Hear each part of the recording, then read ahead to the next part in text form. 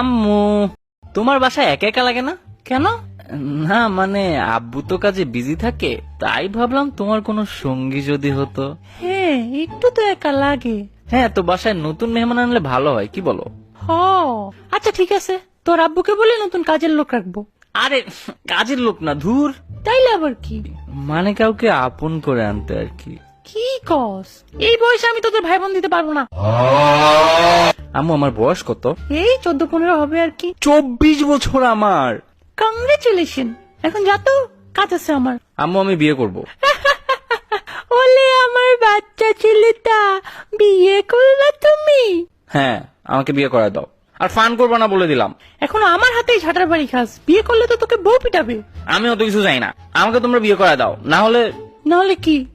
আমি পালিয়ে গিয়ে বিয়ে করব। ওকে, কর গিয়ে। মানে কি? হ্যাঁ, যা। আমি পালিয়ে বিয়ে করলে তোমাদের কিছু যায় আসে না?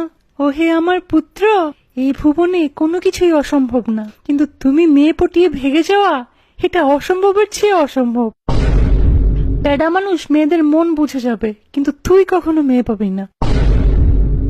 দুনিয়া উল্টা ঘুরলেও, সূর্য পশ্চিমে উঠলেও, আওয়ামী লীগ কামব্যাক করলেও, তুই কখনো মেয়ে পটাতে পারবি না। বুঝলা না তুমি আম্মু?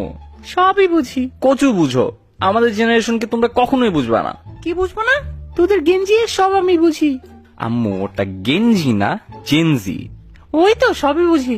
তোমরা আমাকে একটুও সাপোর্ট দাও না। ফার, হ্যাঁ, এটা তুমি কোত্থেকে শিখলা? আমি সব পারি, নো ক্যাপ। আম্মু স্টপ, আমার ভালো লাগতেছে না। আস, কে শিখাইছে তোমাকে এগুলো?